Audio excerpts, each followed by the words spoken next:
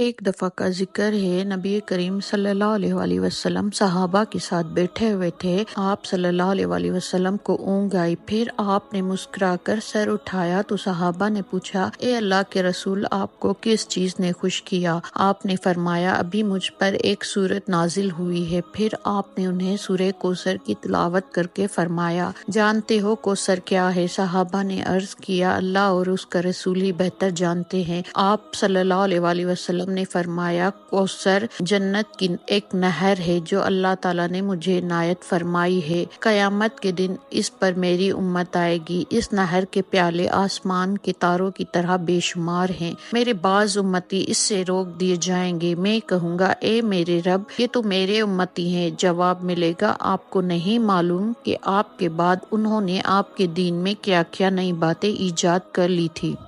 video اچھی لگے تو لائک کریں، شیئر کریں، چینل کو سبسکرائب